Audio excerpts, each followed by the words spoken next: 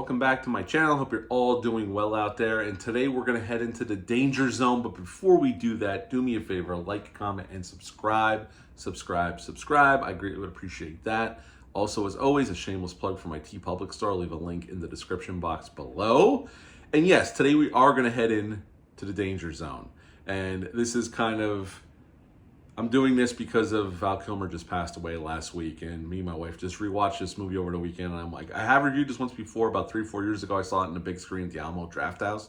But I felt with Val Kilmer passing away, it's topical, so let's go back and discuss Top Gun. Yes, Top Gun came out May 16th of 1986. It's rated PG. It's an hour and 49 minutes long, had a budget of $15 million. And upon release that summer, it was a gigantic hit. It made $180 million in America and $357 worldwide. Now, this was produced by Jerry Bruckheimer and Don Simpson, which they've produced many, many big films over the years. And to direct this film, they brought in Tony Scott, one of many collaborations they would have over the years, because he would go on the next year to direct Beverly Hills Cop 2, which was a huge hit for them. And then in the 90s, he would do Crimson Tide. Then he would come back and work with Jerry Bruckheimer on Deja Vu. So they worked together quite a bunch of times over the years. And Days of Thunder, can't forget about Days of Thunder. Love Days of Thunder, because Tony Scott after this would go on and direct Beverly Hills Cop 2 in 90, Revenge with Kevin Costner, which I reviewed about a month ago, and then Days of Thunder in 1990, which I love Days of Thunder as well, and that would reteam Tony Scott with Tom Cruise. Speaking of Tom Cruise, in this film, Tom Cruise plays Maverick. We got the late, unfortunately, Val Kilmer playing Iceman. And there's a reason why I'm reviewing this film instead of a starring role, and we'll get into that after we get through the plot and whatnot. I know many of us have seen this movie many times over the years, especially if you're my age. Kelly McGinnis plays Charlie. We got the great Anthony Edwards playing Goose. He is Maverick's wingman. We got Tom Skerritt as Viper. We got Michael Ironsides as Jester. There's Meg Ryan in there. Rick Rozovich, Tim Robbins. Has a great cast of very recognizable faces. I mean, this movie is legendary at this point. And pretty much Maverick and Goose go to Top Gun. I'm going to make this really quick because all of us have probably heard of this film or have seen this film many times over the years. And they're in competition for the trophy at Top Gun to see who's the best fighter pilot. Unfortunately, Goose dies in a very heartbreaking scene because it's a very beloved character. And I love that in Top Gun Maverick they brought Goose back into it, not just in terms of Miles Teller's character because he's his son, but just we see photos of Goose and even Maverick remembering that day when we lost Goose in that training exercise. Graduating from Top Gun and going out in an aircraft carrier and having to go out and help Iceman and Rick Rozovich's character is in trouble from MiGs. Maverick goes up, shoots down a bunch of MiGs. They come back. He saves Iceman's ass, and that is pretty much the end of Top Gun. So what to like about this film? The cast. I mean, this is a legendary movie. The cast is great here. I mean, Tom Cruise is Maverick. Val Kilmer is Iceman. It became such an those roles have been so iconic at this point in the lexicon of cinema and just a lot of people's childhoods and growing up in the 80s and 90s. I have a T-shirt that says Maverick and Goose, or Maverick, Goose and Iceman on it. My son had it. Well, he's grown so big, he had a Maverick shirt. The cast is stacked. Everybody's great here, hands down, no problem. Then you got Tony Scott's visuals. This movie, especially on this 4K, if you don't have this 4K in your defend, this 4K is definitely worth it. And it's usually fairly cheap on Amazon. It's like $13-14. And the transfer is amazing, and it really shows off those Tony Scott visuals. This movie is a masterpiece visually. It's gorgeous to look at. Absolutely gorgeous. Rewatching this again, I've seen this so many times over the years, and I've watched this 4K probably 5 or 6 times since I've had it. I was just lost to just looking at the frame, the way it's shot, the lighting. Tony Scott really was a master at visual storytelling. I mean, his frames were gorgeous, and he would do it once again in Beverly Hills Cop 2. Watch that movie, the 4K in that movie. It's beautiful. All of Tony Scott's movies were just gorgeous to look at. I always loved Tony Scott movies, the way they looked, the way he shot, used light, just absolutely gorgeous. We don't get movies that look like that anymore. It's a shame. People could take a couple pages out of Tony Scott's playbook, because I miss movies that look like that. They look absolutely just an art painting. That's how gorgeous they are. So that's enough of my rant on how I love Tony Scott's films. And obviously, he'd go on to do True Romance, which is a freaking amazing movie. I mean, Tony's got so many bangers over the years. Crimson Tide is awesome, too. And the fighting sequences, the flying sequences are great. I mean, obviously, they topped those in Top Gun Maverick, but that was only because of the technology caught up, where they were able to put, cameras in positions they weren't able to do back in '86. But what they get here is amazing, considering the time frame and the limitations of technology at the time. The score, iconic at this point. The soundtrack, iconic at this point. Danger Zone, Take My Breath Away, all that, just legendary. Any downsides to this movie? As I've grown older, I only love this movie more. So I don't have any... Yes, the story is pretty bare bones, but honestly, when you have actors giving great performances, you have great characters, you can get around a script that's not the greatest if you have interesting characters, interesting things going on, and they keep the movie tight at an hour and 49 minutes long. This movie does not drag at all. There's not really any wasted time here. And when you have those elements, you can forgive a lot of things when it comes to story. Even because this is a very basic story, but it's the characters, the way it's shot, the way it's edited, the music, it all works so well. And Brockheimer and Simpson, before Don Simpson passed away in '96, they did a lot of that throughout their career, and they have a lot of bangers in their filmography that they produced. Now, we're doing this because we're talking about this because of Val Kilmer. Tom Cruise, we know, is a legend. We have the last Mission Impossible coming out Memorial Day weekend. I can't wait to see it. It looks amazing. The last trailer dropped today.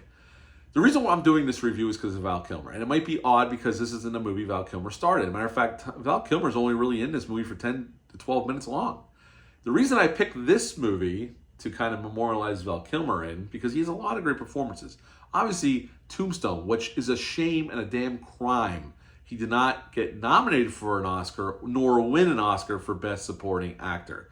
How the hell that happened, I don't know. I have to go back to see who won Best Supporting Actor that year, but I assure you nobody gave a better supporting actor turn that year than Val Kilmer as Doc Holliday. He is amazing in that film. Him and Kurt Russell are just lightning in a bottle. They're awesome, and that cast is amazing altogether. The reason I picked this film, because obviously Val Kilmer starred in a bunch of movies. The movie was his, like The Saint, The Doors, Willow, Real Genius, The Ghost in the Darkness. I mean, he headlined a lot of movies in his career. The reason I bring this up and why I think he was a great actor, and I know a lot of people feel this way, is he only gets 10 to 12 minutes of screen time here. But you'd be hard-pressed to find a cinephile or people in general who've never heard the name Iceman. Because in that 10 or 12 minutes, he was able to craft a character that was unforgettable. Like, you can't help but think of Top Gun. Of course, you're going to think of Tom Cruise, and even Anthony Edwards is Goose because he's a beloved character. But you cannot, for the life of you, forget about Iceman. He was that integral to the story, and him and Mavericks back and forth, and them coming together at the end is what makes this movie. So an actor that only had 10 or 12 minutes of screen time to make that big of an impact on pop culture and in cinema in general is just an amazing thing, an amazing feat for any actor. And my hat's off to Val Kilmer because I love that performance. And I love that Tom Cruise made sure to bring him back for Top Gun Maverick because I love that scene in that movie. It was a perfect send-off for those two characters together. And, Val Kilmer was a great actor. I know he had his problems on sets, The Island of Dr. Moreau being the big one. I know those stories are legendary. But there's no doubt, I've always loved Val Kilmer as an actor, and this role in this movie is one of the reasons why. 10 to 12 minutes of screen time, and he left the mark of that character on the history of cinema, and we still remember and love that character to this day. And that is something special. There's other actors that have done it. I'm not saying there isn't. But this is basically, we're paying tribute to Val Kilmer here with this. I'm going to miss him. I know he had a rough few years with the throat cancer and he wasn't able to speak. But I really liked Val Kilmer as an actor. He's an actor I was watching since I was a kid in different films. And he was always an actor I look forward to seeing on screen in a movie, no matter how small his role was. I mean, he's great in True Romance. You never see his face in playing Elvis Presley. You never see his face, but he's great. He looks great. He sounds great. You just don't see his face. He was reteamed with Tony Scott. He was reteamed with Tony Scott again on Deja Vu with Denzel Washington. He doesn't have a big role there, but anytime he would show up, he's always great. Kiss, Kiss, Bang, Bang. He's playing off of Robert Downey Jr. Always love Val Kilmer. He's going to be sorely missed. Definitely a legend in Hollywood and in movies. And it's a shame he's gone. Another legend is gone. Probably way too young because he was only 65. And sadly, as we get older, we start losing our legends that we've watched since we were little. And it's a sad thing, but it just shows the passage of time. And we lost another legend. And it's a sad thing. So rest in peace, Val Kilmer. We love you. You left us a great mark on cinema. And I'll certainly never forget his performances, and especially the performance in this movie. Now, getting into a little trivia before we get out of here. Tom Cruise originally was not sure about doing the film. Okay? He wasn't sure. Jerry Bruckheimer had to convince him. And how he convinced Tom Cruise to take on this movie was he sent him up with the Blue Angels. Tom Cruise threw up on that flight, but when he got out of the plane, he ran to a payphone and called Jerry Bruckheimer and says, "I'm in. I can't wait to do this now." And as we know, Tom Cruise is kind of an adrenaline junkie because of the stuff he does for his films now, to this day, doing his own stunts and all this crazy shit that he does. But he's better for it, and we love Tom Cruise. And he's one of our last few remaining real movie stars that we have left. Val Kilmer didn't want to do this movie, funny enough. Speaking about the great Val Kilmer, he didn't want to do this movie. He was contractually obligated by Paramount. So he didn't want to do it, but he had to do it because of contractual obligations. But Tony Scott said no because he didn't like the script. There wasn't much of a script when they were in pre-production. Okay, even Tony Scott, when he was alive, said that. Jerry Bruckheimer said that. But Tony Scott went to Val and he said, "Look, I hear what you're saying. Promise me, just trust me. We will get to where we need to go. We will fix those problems and we will make a pretty badass movie." And Val Kilmer admitted later on that even though he didn't want to do it, when the movie was over, he had a blast and the movie ended up being way better than he ever thought it would be. So they ended up pulling it off with a bare bones script. They ended up pulling something off, and it's a movie that is still alive and well today. And a lot of people know what it is and have seen it. And Top Gun Maverick came out in 2022 and was a huge hit, kind of saved the movie business.